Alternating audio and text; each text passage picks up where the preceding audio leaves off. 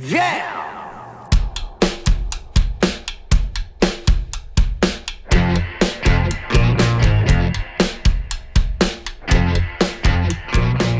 It's Josh Williams here, and welcome to episode number 2 of the One Man Podcast for Wednesday, May 24th, 2017. Thanks for listening, guys. My voice is coming back. I'm already starting with the uhs. Again, my voice is coming back. It's not back 100%, but I'm happy to be able to talk a little bit better. I'm also recording this in the daytime. There's daylight on my face and on my back. It makes me happy to be alive. I want to start by saying the first episode of the One Man Podcast has been very well received. Lots of great feedback from you guys. I appreciate you sending, text messages and Facebook messages and things like that from my friends. I want to do a couple little shout outs to some people who are listening from quite a decent ways away. I've got 2 friends who don't know each other in London, Ontario, Cameron and Vanessa, who are listening to the One Man Podcast. Thank you guys very much. My friend Matt in Dartmouth, Nova Scotia is listening. And Julian in Wakefield, Quebec. Yeah, that's right. I've got people all over Canada and very close to me within driving distance listening to the podcast.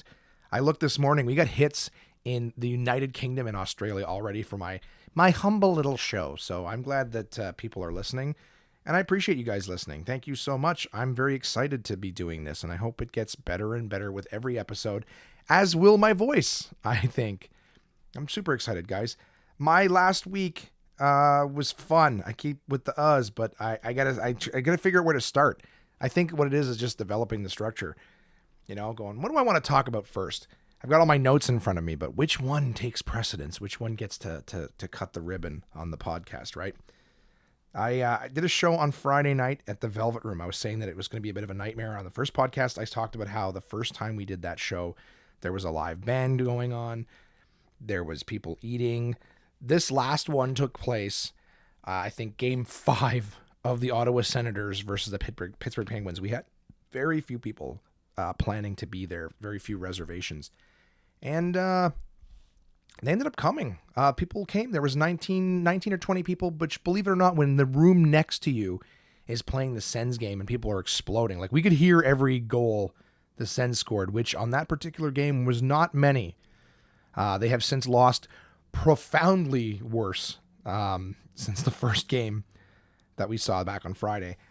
But anyways, the show was good. I got to give a personal shout out to Neil, who is the GM there. Really, they've come a long way. I mean, the room looks great. The spotlight works. The sound's way better. The people who were there had a great time. I want to thank the 2 servers who were killing it that night, doing a great job, keeping everybody happy while we waited. Cass and Dolly, you guys did a great job. You'll never hear this, but I just wanted to give credit where credit's due. So Absolute Comedy's room at the Velvet Room in Canada is actually looking like it's going to be a nice little, weekly staple out in the West End of Ottawa. So if you're looking for comedy out in Ottawa, in the West End, definitely an option to go to the Velvet Room now. They're starting to find their footing, so they've come a long way. I want to give credit where credit's due. That was a lot of fun on Friday night. I got to work with some great comics. And so that was fun. It was not the nightmare that I was forecasting last week on the podcast. So way to go, everybody. You guys did a great job.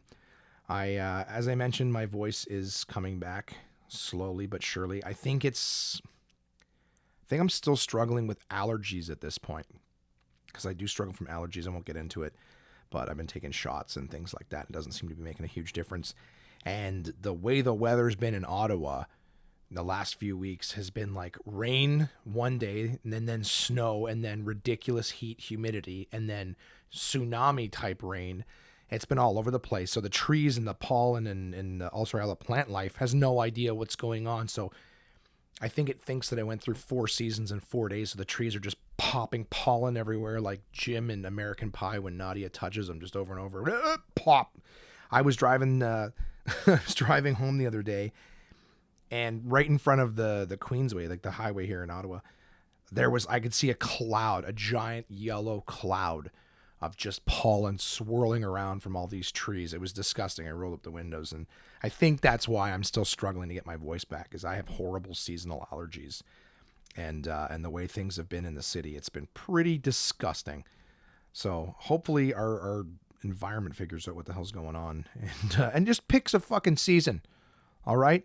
We gotta survive in this stuff, and I gotta know what pills to take. I've got a giant pharmacy sitting next to my bed at all times, trying to breathe and speak properly. So I think I'm getting better. I think I'm on the mend. Maybe episode 3, I'll sound more like myself. But in the meantime, this is what we're working with here. I wanted to. So I told you guys in the last episode, it was my girlfriend's birthday coming up last weekend. And I was trying to think of what to do, to celebrate it and to try to make it special for her. And what I ended up doing, because she works a crazy busy life and she's got lots of responsibilities at night, during the day, on the weekends, I decided instead of grabbing her and running around the city doing this, that, and the other, I thought it might be nice to just put your feet up. We'll watch a movie. I went out and bought a bunch of different like cheese platters and meat platters and wine, and just decided, you know what, you're going to put your feet up, you're going to have all these nice little sort of snacks. I'm going to treat her like an old pharaoh, you know what I mean? Here, you just lay here. I wouldn't feed her grapes, that would be weird, but the emotional equivalent was here to have all this stuff. Got some wine. I got her a couple lattes in the morning, and I did what I think is a good boyfriend move to do occasionally, which is, if you're trying to surprise somebody, which was the whole plan, surprise her, right? Take the decision making off the plate for her on the weekend and take the guesswork out of it. So that's why I said, that's why I went with, let's just have some meats and some cheeses and some snacks and, some wine, nice little put your feet up day. And so what I did was I went to get lattes for her, and I was like, do you want a latte? Got to check, right? Because caffeine makes the little ones jitter. And I just said, hey, do you know what you want? She goes, surprise me. Which, at a place like Tim Hortons, when you have like the choice of 2, no problem. I can do that. Pick one, vanilla or chocolate, I think. But at Starbucks, every drink has like 17 steps that go into it, and there's so many different ones in the menu. So I went and I was like, yeah, no problem. I'll surprise you. Then I got there and there wasn't any lattes even on their menu board. So after giant lineup behind me, I had to say, what kind of lattes do you guys have? Definitely looking like it's my first time. I get the Tazo chai latte, but she doesn't like that, and I know that. So I just said, what do you guys have? And they're like, well, we have the shoppity boopity boppity beepity bap, and then the shaka maka maka haka. And I'm like, I just slow down because I can't retain all these words. Right? I felt like I was in a rap battle for a second. Just all their words rhymed and they were coming at me quick. And I'm like, oh man, I'm gonna fucking choke when it's my turn. And I did. I was like, okay, you got to say that again. So eventually they said, I think it's a caramel something macchiato. And I know I've heard her order that one before. So I was like, okay, give me that. Give me one of those. And then I said, what else have you got? And then at one point they said some green tea something latte. Again, I could remember 2. I got a 40% remembrance on these stupid latte titles. So they're like, oh, you get the blah, blah, blah. Yeah, and I remember green tea and latte. I said, give me that. I know she likes green tea as well. So the boyfriend move I was talking about is you buy 2, right? If you're going to surprise them or something, you get 2. And then you let them pick. Same with the dinner, right? You order 2 meals, and then whatever one she likes, she eats, and whatever one she doesn't, you don't. You eat, right? Which is a nice thing, right? So that way she has 2 chances to find something she likes. And when they handed me the green tea latte, because again, I was just trying to remember them so I could say what was what when I presented them to the birthday girl. When they handed me the green tea one, it looked like a broccoli kale like smoothie. Like it looked gross, and this was a hot drink. So I was like, this is going to be, I just took one look at it and I go, I'm going to be drinking you. You do not look good. So when I gave them to the lady, she tried them. I was not a fan of the green tea one, and neither was I, but it was my drink. I gave it a home because they're like $7 each. So I think it's funny too, because it's tons of calories. It tastes gross. But I'm like, yeah, I'll drink this one. Anyways, so she had that, and then we put her feet up, and I decided throughout the course of the week, her and I really like horror movies. I'm a huge pussy, only in the sense that I'm high strung. So if anything pops out at me ever, I fucking scream. I scream and go stiff in the theater. So, but it's fun. I still have a good time. She laughs. If I happen to have my hand on her leg when that happens, she gets squeezed. So she doesn't think that's funny. But I saw a week leading up to her birthday that Alien Covenant was coming out, and she's not a big sci-fi person, not at all. But all the commercials kept saying, this is the scariest movie in a long time. Rolling Stone and blah, blah, blah say, and I was like, okay, well, I've seen the other Alien movies, and some of them were scary. They jump scares, things like that. But she's not a sci-fi person at all. So I figured, okay, we're going to need to, I'm going to take a chance on this. She wants me to surprise her. There's nothing out in theaters right now that's remotely scary. So let's take a chance on this. And at the end of the day, it's aliens popping out and killing people. We watch monster movies, and that's the same thing. So let's just the monster, but we're in space.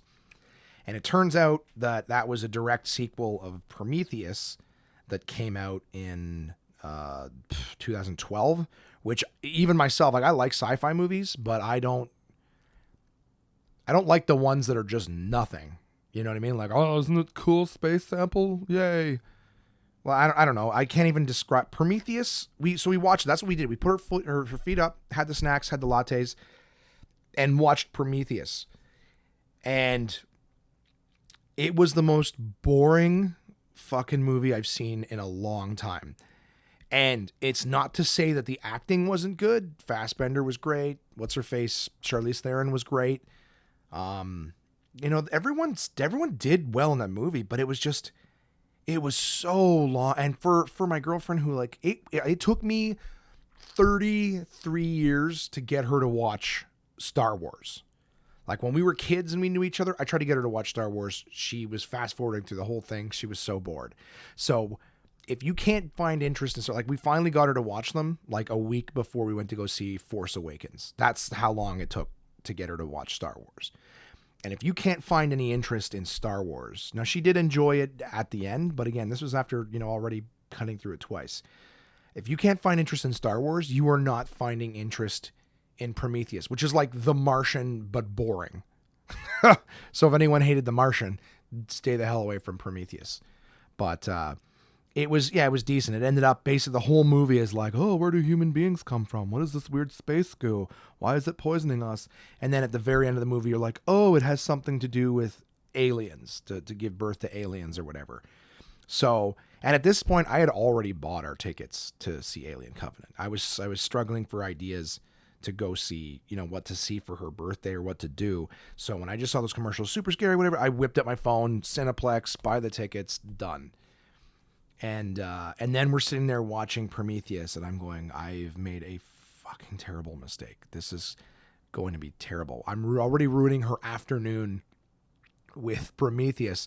She's not going to be looking forward to the movie tonight at all. And to be honest, I wasn't. I was like, this is going to suck. I dropped the ball big time. Here's cheese and crackers and meats. And here's your fucking broccoli kale latte. I found the most boring movie that you could not possibly be interested.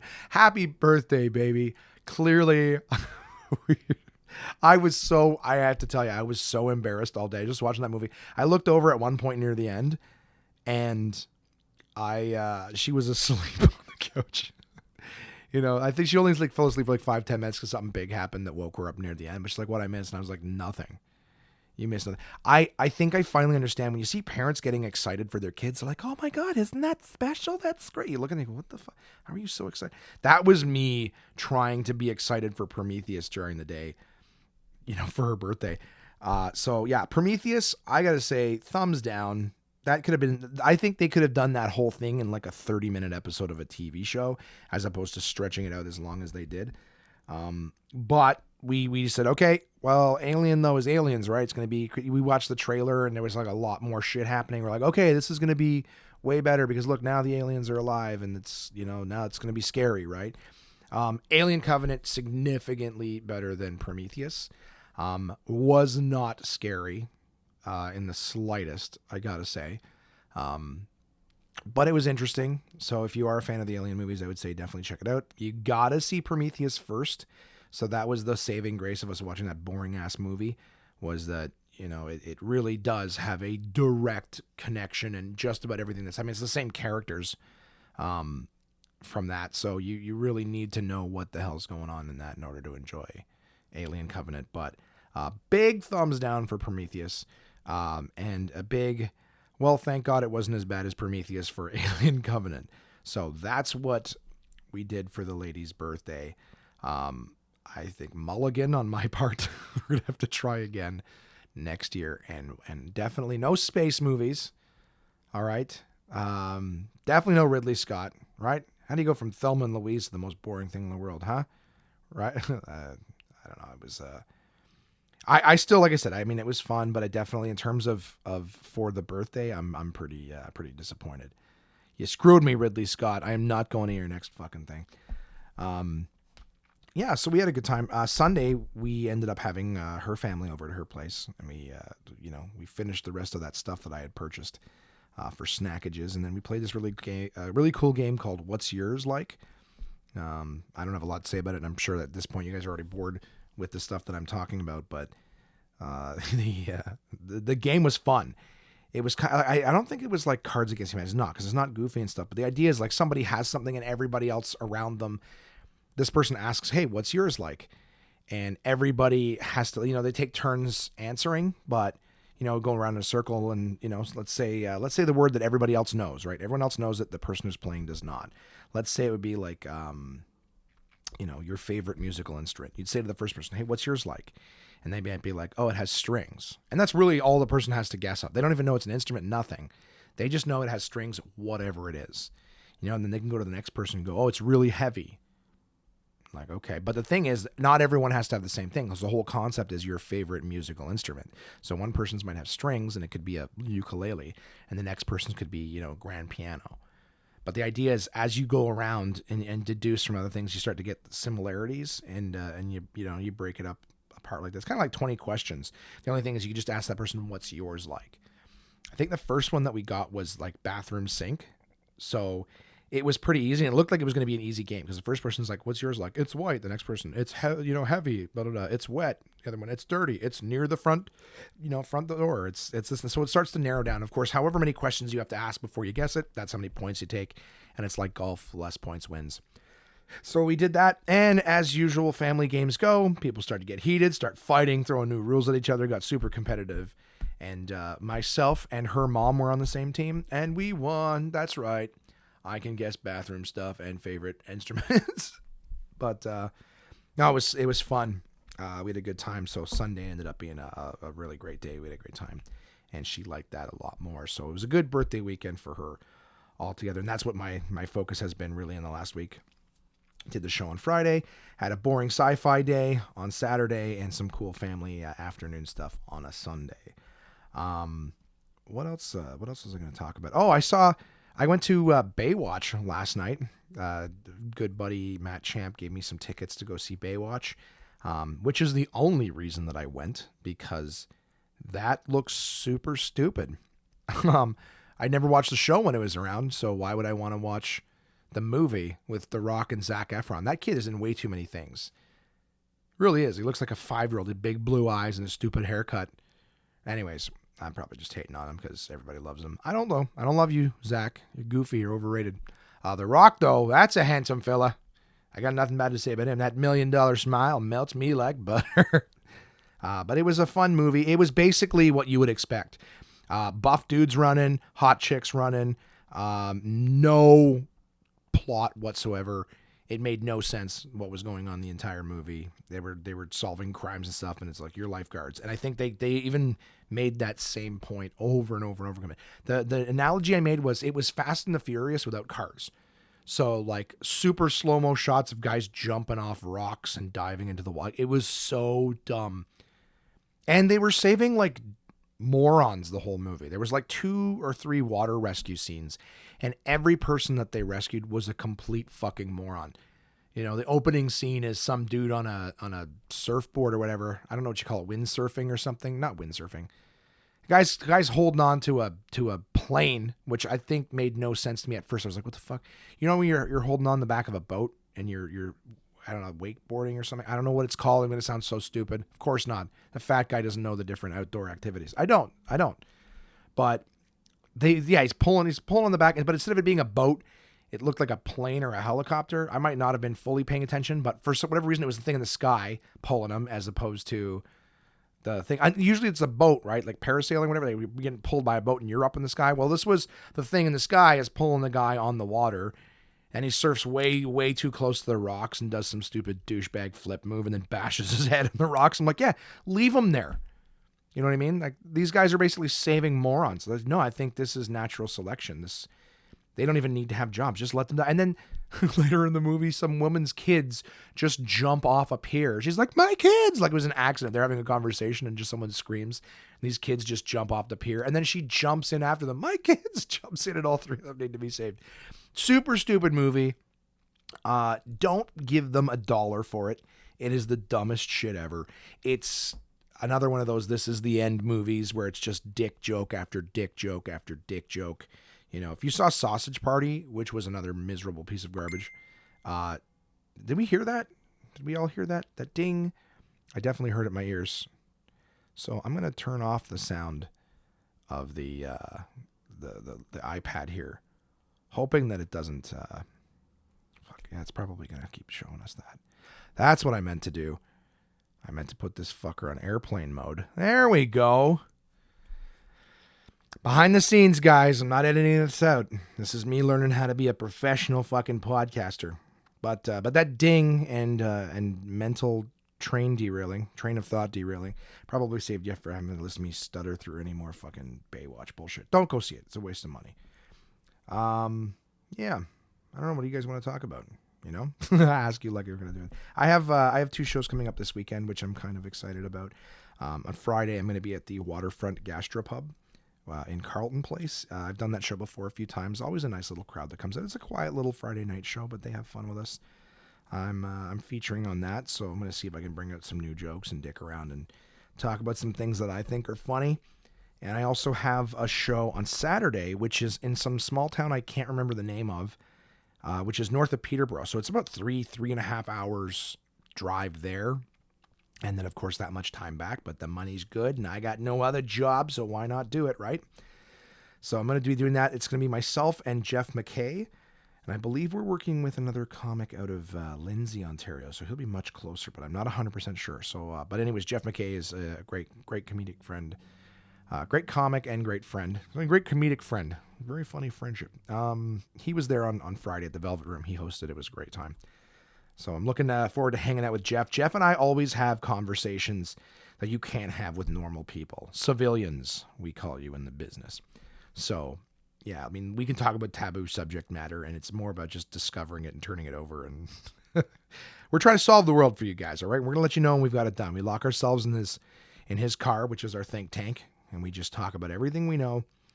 And we try to solve the world one disgusting subject at a time.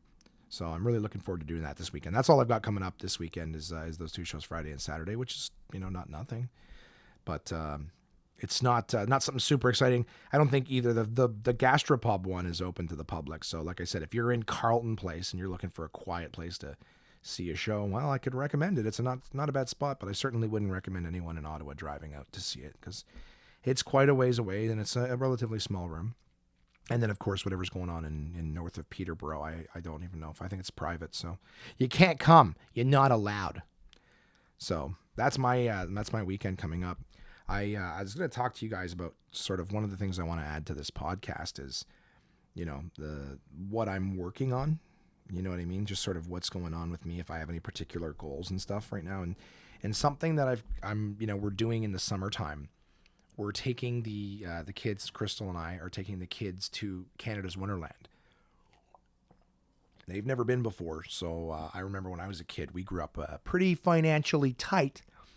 So very, very rarely were we able to go do anything fun like theme parks or, or trips, whatever. So I remember it being a very, very big deal to go to Canada's Wonderland when I was a kid.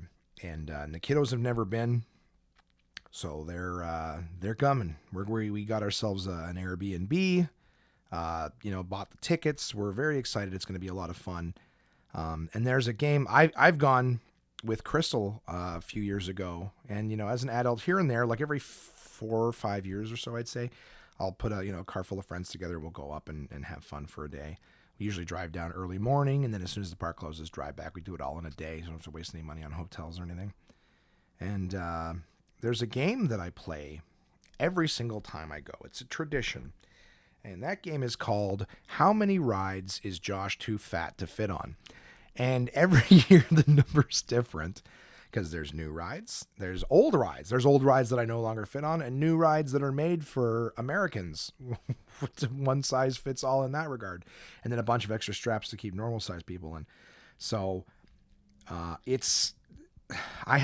the last time I went somewhere like that, we were actually in Las Vegas for a wedding a few years back, and there was a roller coaster on top of, I don't know what it was. I think New York or whatever. But it's one roller coaster, the only roller coaster in Las Vegas, I believe. And I ended up getting on it, and they couldn't close the thing, and I was just like, all right, whatever, it's fine, don't worry about it. I don't fit, no big deal. And the guy's like, no, here, try this cart, maybe this cart. I'm like, dude, I'm pretty sure they're all exactly the same size design. I go, no, I think it'll fit on this one. Just come on over here. Did I sit down, and exactly the same thing. And of course, there's a lineup standing there staring at you, right? And I'm a generally confident guy. Like, I know I'm overweight. I don't hate myself or anything, but it's still embarrassing because really you are the show at this point. You know what I mean? Like, I feel like they're trying to stuff a grizzly into a cage, and everyone's watching. It's just, it's uncomfortable. So, and I remember I couldn't fit, so I had to get off, walk back past, the way this place was set up, I had to walk back past everyone and get my refund, which is always great. Hi, can I get a refund? Oh, why? Because I don't fit on your ride. And again, that was in the States, right? So that's saying something. So I know that's going to be a part of, I know that's coming. That's a coming. There's going to be a part where I get on something and it's just not designed for full-figured gals like myself. So I'm hoping to be able to put down the fucking pizza and go for a couple extra walks and things like that in preparation for this trip. It's at the beginning of August, so I got very little May left. June and July for some walks, some sugar-free, non-fat, blah blah blah blah blah unhappiness beverages. But I'm gonna lose some weight. I got on the scale yesterday. I was 316 pounds. 316 and a half pounds. And that was after I went to the bathroom. So I had nothing. Left to be like, well, maybe it's, nope, that is all me. So I would like to lose at least. I'd like to get back under 300 would be spectacular. So I spoke to a friend of mine who runs a Good Life. He's going to hook me up with a membership again. Thank you. And I'm going to get back on the old treadmill, take the dog for some more walks, try to burn off some of this Christmas weight. and see if I can get myself back into the shape of a human being. So that's something I'm going to be working on for the next little while. You guys might hear me talking about trying to get in shape. I mean, it's something we all want to do, right? We all want to take better care of our bodies. And I'll tell you, fucking watching Baywatch last night, everybody in it's just cut to shit and looks amazing. And I'm just like, yep. Even, let's put it this way, even the fat guy in the movie was half my size. And I'm like, they're making fun of his body. And I'm like twice that guy. So, I mean, the only saving grace I'd have been like, is like, yeah, I don't care how strong they were. Not one of them would have been able to fucking pick me up and start running with me the way they were in that movie. So I would slow their roll too. That's what I think, is I'd bring them down a peg with me. Kind of thing. I'm the anchor for their fucking ego. But so yeah, I mean, I'm gonna start going again. I posted a picture when I was at Costco Sunday morning. I saw a book called The Gym Bible by Men's Health. And I've been trying to pay more attention to muscle groups and stuff, because I did have a gym membership for a while, and I was going. The problem is that a lot of machines and things, you have to have a particular posture. There's a certain way of doing it. There's like 15 different wrong ways to do it and only one right way. And I remember I had a personal trainer. I got this deal a few years ago when I lost a lot of weight in a short period of time. I had a personal trainer because I got him for a special Good Life ad. And he was showing me how to use the machines, and everything was really important, like how straight your back was, how everything's going. And none of the machines tell you to do that. They show a picture with part A and part B, where it's like, start like this and then you end like this. Curl your arms this way, curl your legs that way. That's it. Just up, down, up, down. So in order to how straight your back has to be and where your chest has to be, where your arms should be, how high or low the bench should be, or the padding should be, there's so many different aspects of working out properly. So I've started to try to figure out, okay, well, if I'm trying to work a muscle group, yeah, I can get on this machine, but if that's if I'm not supposed to be doing that on that day or whatever. There's a whole gym culture and knowledge base, which I don't know. And it's, again, it's kind of sucks because you talk to people at the gym, yeah, bro, you know, like, how do you know all this stuff? You know what I mean? I don't even know how they learn it. There's got to be songs like the alphabet, where like A, B, C, D, right? Because that's how you commit things to memory for children, you know, or simple minds. So it's got to be like, you know, lift that heavy stuff, put it down. Like, I don't know. But I saw the gym Bible and I was like, that's, oh God. Like to bring theology into the gym aspect. That just blows my mind. I would love it. So, yeah, it's my Bible, bro. You know, you got to read it it's not about the stories. It's about the lessons they teach. You know what I mean? Imagine the passages in that. That's the part that I saw that and I thought it would be hysterical. Yeah, and then Biff said on to Douche, hey, bro, how many more reps you got? That's my bench. And wipe that shit down afterwards. Amen. I don't know why they sound like 80s Keanu Reeves, but that's just what big gym dudes sound like to me. There's one that the Good Life that I go to, I swear to God, he's 3 times larger on his upper body than he is his lower body. He looks like a fucking minotaur, and that's what I call him. And luckily, he thinks I'm funny, because if you called a guy that fucking big a minotaur to his face, I'm pretty sure you die. That's the punishment for insulting mythological creatures. So that was, yeah. So I saw the gym Bible. I did not buy it because I just felt like it was, I just wouldn't want to be carrying that around. And especially as a fat guy reading something called the gym Bible, like all I have to do is pray for better health or something. So I am going to try to get back to the gym and just start running my mouth for sure. But you know, getting the heart rate up and burning off the calories. It's also a matter of cutting out a lot of crap. I really appreciate everyone whose advice has been to stop drinking pop. I don't drink pop, so thanks. I also don't murder people or do anything else that, you know, results in bad things. But yeah, I mean, I'm not drinking pop. I do eat fast food. My biggest thing, and I really hope I'm not making excuses here. I'm trying to be as honest as possible and to be aware. But I do a lot of running around in the morning. I mentioned before that I drive for a rideshare company. Again, they haven't paid me. I have actually sent them emails to see if they want to, you know, do a cross partnership. You know, I'll tell little stories and stuff that happens with them, and they can, you know, either kick me some money or you know, give me some promo codes or something like that to give out free rides, something to make it worth my while to advertise their business or give them any recognition. But I drive early mornings, and while I'm out, I do struggle with the mornings. I'm a night person, and mornings are very, very difficult for me. So I will have like 2 coffees while I'm on the road in the morning, and it's usually like, you know, large doubles, which I recently learned, you know, in the last year or so, have like 600 calories in them. So with like just my 2 coffees, and then of course I'll come home and have a coffee while I'm doing work in front of the computer. So I end up absorbing like my daily intake of calories in just the coffees that I'm drinking. And then God forbid I have, you know, a meal that's not the healthiest. I'm way over budget. And we all know calories and things, you know, fat and stuff like that. It's just a math game. You know, if you're taking in more calories than you're burning off in a day, there's going to be leftovers, and we put them into storage. And it's funny too, because like your body, the whole point your body stores fat is because, you know, what if someday it can't find food, right? You know, what if it needs those calories and you can't find it? And your body's so adaptable, which is why I think it's funny that like, I wish somebody would just tell my body like, hey, we've never had trouble finding food. Stop storing it. But it's like a fucking hoarder. You know what I mean? No, what if I need it one day? I might need it. I don't think so. I think we're going to be just fine. We've never had an issue. Stop holding on to it, man. Just let it go. Move forward. Just get rid of the past. Oh, that would be great if you could just meditate your way into fucking calorie ditching. Big calorie dump. I don't mean poop. I just mean getting rid of it. Just a big calorie. That would look disgusting. So yeah, I'm just, that's what I'm going to be talking about that a little bit. It's going to suck and I'm going to be miserable, but typically when I'm miserable, I'm a little more funny. So maybe that'll be the case. It's just miserable. I want to eat Five Guys. I want to eat fucking Baconators. I'm eating broccoli and kale and smoothies. And you can only have juice in the morning. I remember that about the diet too. You can only have fruit in the morning because it has sugar.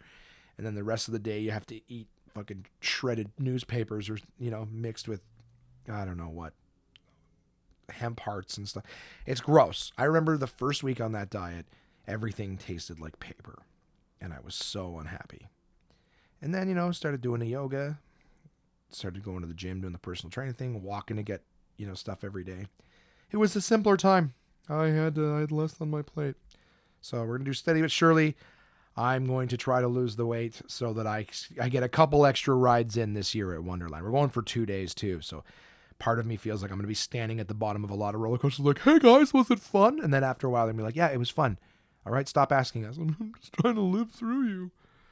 All I do is buy the pictures of them on the roller coaster and be like, look how much fun they had. So that'll be part of my journey. I think that'll do for now, right? I'm going to maybe plug the sponsors a little bit. I also want to invite you guys one more time to send in, your questions or comments or even just what you guys are working on. I mean, if you guys got things going on that you're excited about, anything that you're working on, some little success stories, whatever it is, I don't care. The idea is just I'd love an opportunity to connect with you guys a little bit. It's great that you're listening, but I'd like to, know what's going on with you guys. So please send in an email to contact@onemanpodcast.com, just letting me know what's going on with you. What are you working on? Do you have anything embarrassing? Anything that you guys go, did you see any movies that were fucking stupid? Did you waste your weekend watching bad stuff? Are you watching shows? What are you reading, right? Maybe enlighten me with some new books as soon as I can figure out how to read for more than 3 minutes without passing out, I'll do it. We watched another, I'm watching my series right now is Better Call Saul. We watched, I think 1 or 2 episodes before we went for the movie. So we watched Prometheus and then got the taste out of our mouths with Better Call Saul, which is a great show. So watching that. I'm still reading George Carlin's last words. I have not read a page since last week. So I'm a little embarrassed about that. I'd like to have it completed before the next podcast, just so that, every week I'd be like, read a book every week. That's never going to happen. But at least I can, comment on something good, or maybe I'll just leave what I'm reading out. Who cares? But it is now time to mention the sponsors a little bit, some of the partners. So the first partner, of course, is Uncle John's Bathroom Reader from portablepress.com. So if you guys enjoyed the last one, I think you're going to like this one a little more. Last one was just a few little simple things read from an ER. This time, I've got something different for you. So it's time for me to read Uncle John's Bathroom Reader. Yeah, and this week is from Uncle John's Heavy Duty Bathroom Reader, and it's called Basic Instinct, starring Jodie Foster. More films that require a lot of trial and error before casting the actors we've come to know in these roles. Sorry. Yeah, that sounded weird the way I read that. More films that required a lot of trial and error before casting the actors we've come to know in the roles.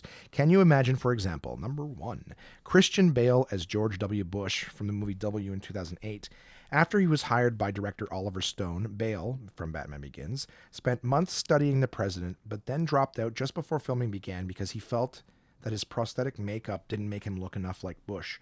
Stone hastily cast Josh Brolin instead, and coincidentally, his father, James Brolin, had played Ronald Reagan in a 2003 TV movie. Yay, so there you go. So it was actually Christian Bale who was going to be George W. Bush, which I do think was weird, too. Like, around the time when he was doing action movies and stuff, you're going to get him to play, like, the boring-ass president. Anyways, number 2 is Julia Roberts as Catherine Trammell. So Basic Instinct, 1992. Jodie Foster, Julia Roberts, and Kim Basinger were each offered the role of the seductive crime novelist, but all declined due to the graphic sex scenes. Thank you. So director Paul Verhoeven cast Sharon Stone after seeing her play a seductive killer in 1990's Total Recall. And she was fucking awesome in that movie, too. I think that was like the height of her sexiness, too. Because she went nuts after those movies. The male lead was turned down by Sylvester Stallone, Wesley Snipes, Denzel Washington, Kurt Russell, Mickey Rourke, Alec Baldwin, Don Johnson, Tom Cruise, and Patrick Swayze. Michael Douglas finally signed on, but only after producers agreed to have his part rewritten as less wimpy, which I think is fucking hilarious. Like, sometimes you hear about like 2 or 3, actors, sometimes 4, that they offered, but just having, again, Sylvester Stallone, Wesley Snipes, Denzel Washington, Kurt Russell, Mickey Rourke, Alec Baldwin, Don Johnson, Tom Cruise, and Patrick Swayze. All those guys came before you and were offered the part. That kind of makes you feel like the place kicker on a football team that has sex with that one slut in high school. And I'm sorry, I'm not trying to shame sluts or anything, but it's just like, don't you feel kind of like, hey, Fuck you for not thinking of me sooner. Michael Douglas, okay, but you got to make me less wimpy. Why, dude? You were the biggest wimp coming in number 12 on our selection list. Anyways, number 3, Jake Gyllenhaal as Jake Sully from Avatar in 2009. James Cameron's first choice was the little-known Australian actor Sam Worthington, but because 20th Century Fox was spending nearly $500 million on the film, they told Cameron to audition Gyllenhaal and Matt Damon, both of whom were big box office draws at the time. In quotes, honestly, did I go out and try to woo them? No, admitted Cameron. I had my heart set on Sam. Maybe Jake and Matt sensed my lack of 100% commitment. Neither Damon nor Gyllenhaal wanted the role, so Cameron got Worthington, and Fox still made its $500 million back, and then some. So yeah, I don't know if I could have imagined Jake Gyllenhaal in that role too, because I really didn't. I don't. He's not a bad actor or anything, but just Jake Gyllenhaal seems to be a little bitch in every movie that I see him in. So I don't know that I love that guy. I think Sam Worthington did a great job, and the fact that he was not as well known, I think, did well. It's like HBO shows. They've always got these HBO shows that come out, and for the most part, they've got actors that not really everybody knows, and it tends to let you sort of enjoy the character more as opposed to seeing that actor in that role, until the second or third season come out and they end up, costing 10 times the amount they did because the show's a huge success. So, yeah. Anyways, I think that was a good call. Good call, James Cameron. You've proven to know what you're doing in the business. Number 4 is Rob Lowe as Ren McCormick from Footloose in 1984, which I still have not seen. Haven't seen Footloose, haven't seen Grease, and I fell asleep in Dirty Dancing. I think it's one of my girlfriend's favorite movies. I fell asleep in Dirty Dancing and woke up at the very last part where she runs at him and he lifts her up into the air, which is that iconic scene. So I'm like, I think I saw everything I needed to see. But anyways, going back to it, Rob Lowe as Ren McCormick, Footloose, 1984. Tom Cruise and John Travolta both turned down the roles of the high school kid who dares to dance in a town where dancing is banned. So Rob Lowe was cast. When Lowe injured his knee while dancing and had to quit, the producers asked Kevin Bacon to audition based on his work in Diner. Bacon said no. He'd already accepted the lead in Stephen King's horror movie Christine. If you get Footloose, they told Bacon, it will make you a star. 1 minute into the audition, Bacon got the part. And it did make him a star. Yay. Number 5, where are we at now? Frank Sinatra and Anthony Perkins as Jerry and Joe from Some Like It Hot in 1959. And I will say, Some Like It Hot is a black and white movie with Tony Curtis and Jack Lemmon. Super funny. One of the funniest movies I've ever seen. Anyways, named by the American Film Institute as the best comedy of all time, this classic stars Jack Lemmon and Tony Curtis as musicians who dress in drag and join an all-girl orchestra to hide from the mob. Director Billy Wilder wanted Lemmon and Curtis, but the studio wanted bigger stars. Sinatra didn't show up to a lunch meeting, and Perkins just wasn't right, in quotes. Jerry Lewis declined because he didn't want to wear women's clothes. Wilder got his first choice. A year later, Perkins starred in Alfred Hitchcock's Psycho, the AFI's best thriller of all time. It also had Marilyn Monroe in it, if I'm not mistaken. So that was she was really, really good in that too. Number 6, Sandra Bullock as Maggie Fitzgerald, $1 Million Baby, 2004, which I really didn't like. I found that movie super boring and had a really dark ending. Bullock tried for several years to get this short story made into a film so she could star in it, but no studio wanted to finance a movie about a female boxer.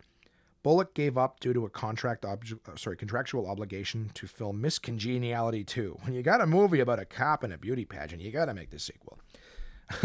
Director Clint Eastwood took over the project and secured some financing, but had to come up with half of the money himself. With Bullock unavailable, he hired Hilary Swank and shot the film on a shoestring budget in just 37 days. Result? The movie that no studio wanted ended up winning 4 Oscars, including Best Picture. Yay! And finally, Kevin Kline as Sam Wheat from Ghost in 1990. So writer Bruce J. Rubin told director Jerry Zucker, Airplane, that Patrick Swayze should star. You mean the Dirty Dancing guy? Asked Zucker. Zucker's first choice was Kevin Kline, who declined. That's a funny little play on words there. So did Tom Hanks, Tom Cruise, Kevin Bacon, Al Pacino, Bruce Willis, Harrison Ford, Nicolas Cage, Mickey Rourke, David Duchovny, David Duchovny, really? Johnny Depp, Chevy Chase, and Alec Baldwin. Can you imagine Chevy Chase in Ghost? There's not a romantic thing about that guy. But again, here's another list of 4,700 people that they wanted to have first. So none of them believed in the ghostly love story, but Swayze did. You bet him that goddamn romantic. Swayze did. I don't know if you guys heard that, but I certainly did. Oh, sirens going by. I live next to a hospital. That could be a regular thing. Yeah, but anyways, none of them believed in the ghostly love story, but Swayze did. The script made me cry. So Zucker reluctantly gave him an audition. Swayze got the part, and Ghost became 1990's top-grossing movie worldwide. So that's those bad boys. And of course, the little quote at the bottom of the page is more than 125 women are known to have posed as men and fought in the Civil War. So that's another cool little thing. So that's been, as usual, the Uncle John's Bathroom Reader. A little tidbit of the week. If you guys like those books, like I said, it's just like that's 2 pages long. Read it in the bathroom. Read it on your back porch. It's all sorts of fun stuff. Check out the other stuff that they have at portablepress.com. Or you can pick it up at regular bookstores, things like that. I want to thank them. They sent me a big box full of fun stuff to share with you guys over time. So thank you to my sponsors at the Bathroom Reader Institute and portablepress.com. Secondly, I will try to bang through this one much quicker. I've got Absolute Comedy, which is my sponsor as well. So check out absolutecomedy.ca. They have 3 clubs in Ontario, in Ottawa, Kingston, and Toronto. They also have dinner and show packages available. So if you'd like to go out, see a show, have dinner at the same time, they've got buffets, things like that. Get a hold of them at absolutecomedy.ca. You'll get the phone numbers for the respective cities. They do office parties. So you can do a party, bring your work to the club and bring everyone out, have a staff party there, or they can come to you, right? Bring comedians, have them come out, hey, ask for yours truly, and maybe I'll come entertain you at your boring ass job. Sorry. It always makes me laugh when I shit on other people's jobs. Like I actually have one. This is so not a job. But they have that available. And also in July, there's a really fun thing coming up called the Prove You're a Comic competition. Is happening in Ottawa and Toronto. It's not big enough in Kingston just yet to bring in that many comedians, but that's a lot of fun. We'll be talking about that in a few weeks. I'll be bringing the owner of Absolute Comedy on to talk about that. It's a great thing for new aspiring comics. So just to give you guys the lineups real quick, at Absolute Comedy in Ottawa this week, the headliner is Brian Stollery from Calgary. Very, very funny guy. You can see him on Canada Laughs and things like that. You hear him on the radio. The host is Matt Bergman from Washington. Very funny guy I've worked with many times. And of course, from right here in Ottawa, we have Alistair McAllister. At Absolute Comedy in Kingston, the headliner is DJ Demers, who I just mentioned was... he was here in Ottawa last week. He will be in Kingston. You have not missed your opportunity. From Canada originally, now makes his home in Los Angeles, as well as Lamont Ferguson, who I mentioned has opened for George Carlin, is super funny, also from Los Angeles. And the middle act at Absolute Comedy Kingston is Martha O'Neill, who is from Toronto. Super, super funny lady. And finally, Absolute Comedy in Toronto, headliner Moody McCarthy from New York. Moody is super, super funny. I will be working with Moody a Canada Day weekend in Montreal. So looking forward to seeing Moody again. If you guys are in Toronto, please go check out Moody headline. Super funny guy. The host is Daniel Woodrow, originally from Ottawa, and now makes his home in Toronto as well. And of course, Dan Mahoney from Buffalo, New York. Very, very funny guy. So great shows at all 3 clubs.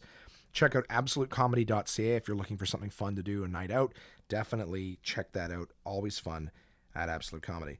And I'm going to get to the questions now. So I've got some more questions that were emailed in this week, and I appreciate that. So once again, I want to welcome you guys to send me an email, contact@onemanpodcast.com. Send in your comments, send in your questions, send in your whatever it is, your goals, your hopes, your dreams. Just reach out and I will give you guys a shout out. So the first person who wrote in is my buddy Chris, who I believe lives in Renfrew, also listening to the podcast. Chris says, "Hey Josh, Chris here. I just listened to your podcast. Good stuff. I don't mind that it really didn't have any direction. Thanks, man. Not knowing what it's going to be about keeps me on my toes. Here are some shows that I've enjoyed. There are the obvious ones like Game of Thrones, Walking Dead, which is getting bland in brackets he put. And I got to agree, I really liked the first half of season 7 of The Walking Dead. Very exciting. Negan was a super cool character. But then it just sort of like every episode felt like it could have been summed up in 10 minutes, and we had to sit through the longest amount of just horse caca to get to the end of the episode for the one thing. So yeah, I'm still going to watch it. It's my show, but it's definitely, I agree with you, it is getting bland, so they're going to need something to happen to get me back invested. But yeah, so he's watching Game of Thrones, Walking Dead. Westworld has been pretty cool. I assume you know of these. I've heard of Westworld. I used to think for some reason that Westworld was like a colonization show. I don't know why.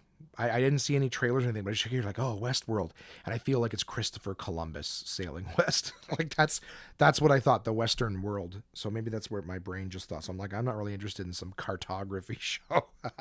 But apparently it's like a sci-fi thing or whatever. It's like robots and cowboys. Like I feel like it's like that Cowboys and Aliens movie that Jon Favreau did there. So I've heard of it. I haven't seen it yet. He says, I assume you know of these. You probably also know of Workaholics and It's Always Sunny. I know of Workaholics, and I've seen a couple episodes of It's Always Sunny. I don't love It's Always Sunny in Philadelphia. I've only seen the first couple episodes, so I have not seen it with Danny DeVito in it, which I hear steals the show. But I'm really I hate Charlie Day. I don't hate him as a person. We get that as comics. Like if someone doesn't like a joke or your actor, like I hate that comedian. It's like, maybe it's just the characters he picks. But I just find him to be so whiny. Everything is whiny and bitchy. Like in Horrible Bosses, Jennifer Aniston wanted to have sex with him, and he's like, "That's so bad. I don't like it." Bad. It's like, dude, you know how many people would kill to be with Jennifer Aniston, and you're a whiny little bitch, and you can't. I don't know. It was just like I never buy his characters. Always sort of whiny and oh my god, I can't believe blah. Like I don't know. So yeah, I've tried to watch it. I can't get past Charlie Day. So maybe I'll give it another try. I'll definitely check out Workaholics. I've seen it. You said big fan of those, but the one that I love and I hope you don't know about is the IT Crowd. Super funny British comedy. I've heard of it and I've seen who's in it. I think that Jamarcus guy from The Watch, the Ben Stiller movie with Vince Vaughn there, I believe he's in it. Super funny British comedy. If you haven't seen it, it's on Netflix. Give it a try. Another British show worth watching is Sherlock.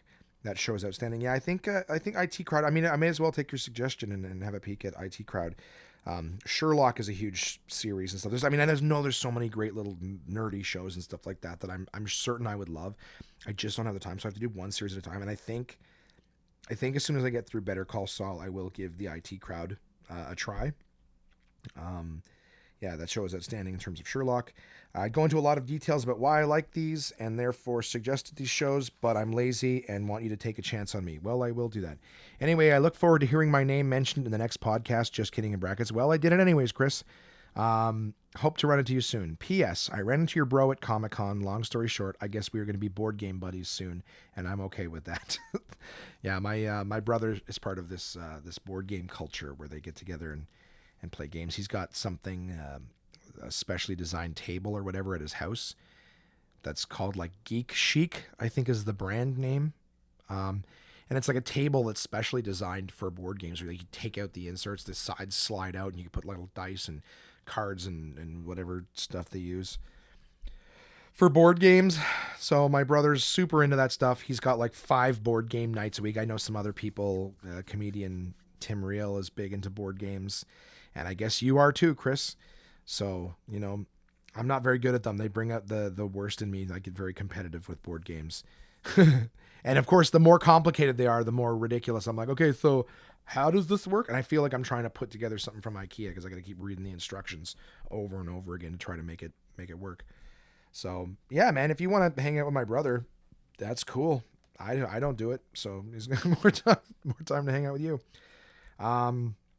Thanks for writing in, man. I'm going to definitely check out the IT Crowd. If you haven't watched Breaking Bad and Better Call Saul, there's a recommendation for you. But again, I can't be the first person who said that to you. So hopefully you've seen those. Thanks for writing in, buddy. And let me know what's going on with you. If you have a board game night with my brother, let me know. It sounds really lame, but I hope that you enjoyed it. I like lots of lame stuff myself. David wrote in, what do you find is your best source for comedy? Which is very just a one-line question. I still appreciate you writing it in. Not as worded as Chris's. I like it when there's more from you and less from me. But one of my best sources for comedy is just my life. Things happen all the time that, you'd see in a National Lampoon's movie. You're just, how ridiculous. What are the odds of that happening? Stuff like that happens to me all the time. Like, I'll give you an example, just something I've always been meaning to tell on stage and just never found a way for it to fit. But since I'm getting over being sick and this sort of pertains to that, I'll tell you guys this brief story and just give you an example of how this is like unbelievable stuff that you would never expect to hear. I remember being sick a couple years ago, and I was having this day where I just wanted to sleep. I was sick. I was trying to sleep all day, and I couldn't. I finally started to feel tired. I'm like, all right, I'm going to go to bed. And it was spring or summertime, so it wasn't cold out or anything like that, but I knew I just needed rest. And I went to open the back door. There's an apartment, but I had a nice sort of patio balcony out back. And I'm like, I'm going to open the door just to let some fresh air in. I don't know if you guys feel the same way, but when you feel sick, you feel like the air around you is just sort of stale and stagnant. So I'm like, door open, we're going to make this place, change the air in here. I'm going to feel better. So I open the back door and I start to walk to my bedroom, which the way this apartment was laid out, it was the furthest door and place from the back door. Okay. So I start walking towards my bed, and all of a sudden I just heard, and this crow, was it a crow? Yeah, I think it was a crow. It was a big black bird, but I'm pretty sure it was a crow. It wasn't a raven. That had scared the shit out of me. But yeah, this big crow flies into the apartment, beelines for the other side of the apartment because they had these big windows. So beelines to the other side, bam, into the wall, falls down, starts flying up again, and flies to the left right into my bedroom. And my bedroom was small and curtains and everything. Like, you couldn't, it was actually ridiculously small, which is why I made it the bedroom. It was just for sleeping. The bigger room was my office. And it flies right into my room, smacks into one of the curtains, and shits. And I'm like, oh, fuck. And I'm sure it was scared. I love animals. I don't wish any ill on it, but it shits right away on all of my curtains. I'm like, oh, fuck. And then it falls down on the bed, shits again. All right. Gets up, tries to fly at my other window, bangs into that, shits again all over those curtains. And then it jumps up on the ceiling fan, which was stationary at the time, but it flies up and lands on the ceiling fan, which makes, its landing there, gives it momentum, starts spinning around. It starts shitting like this. I was so mad at the time. And everyone laughed when I told them the story, but I was so mad. So it lands on the blade, starts the blade spinning, and it shits all over like a fucking merry-go-round sprinkler. Just bird shit flying out of it, going on. I'm like, how much shit does this bird have? And shits all over my bed, all over the curtains, all over the floor, all over my dresser. Bird shit everywhere. And so I go into the bathroom, I grab a towel, and I get it to a point where I'm able to throw the towel over this thing. And then I was very gentle to make sure I grabbed it by the wings and held them nicely, flipped the towel back off it so it could see. And then I took it out to the back door, let it go outside, close the door, and it flew off. But I go back to my room. So instead of the open the door and go lay down and finally get some sleep, I now walk into my bedroom, which is covered. I had black bedding, black curtains. So I'm now taking all my curtains down and cleaning bird shit off of it, cleaning off the surfaces of my headboard and my dresser so I can wipe all the bird shit off, stripping my linens. So like I said, the people who heard it thought it was fucking hysterical. I was so pissed off. And I was so defeated at the time. Because it's just like, all I wanted to do was to go to sleep. And the odds that this thing would fly into the house and then fly into my bedroom, right? Because you could just, fuck it, if it was in the bathroom or the office, fuck it, close the door, I'll clean it later, I need a bit of sleep. But no, the fact that it got right into my bedroom, shit everywhere. And you're sick, right? So I'm like, I don't want to fucking wake up with the bird flu, right? I need to get this shit the fuck out of my bedroom right now. So to answer your question, what do I find is the best source for comedy? Me living my life. All I have to do is want something nice for myself, and the universe will give me the finger in my butt. So that's what it is. So I appreciate your question, Dave. Thank you so much. Thank you, Chris, for writing in. Thank you, all my friends who are listening. We're at the 58-minute mark, guys, and I hope episode 2 has been a lot more interesting for you to listen to than episode 1. I've got my 2 shows coming up this weekend in Carleton Place and north of Peterborough. Lots of fun things coming up in the near future. I've got more content for you guys, some more stories. If you want to hear anything in particular, keep in mind, you guys hold all the power. I'm happy to read your stuff. So one last time, contact@onemanpodcast.com. Send questions, comments, stories, whatever you want. I will read them and incorporate you guys in this so we can have some fun together. You can find us on Facebook, Twitter, Instagram, and YouTube, all at One Man Podcast. And until next week, guys, thank you for listening. Thank you for contributing. Thank you for all the fun things you will send me on texts and Facebook. And I really look forward to your feedback again. Thanks so much for everything. We'll see you next week.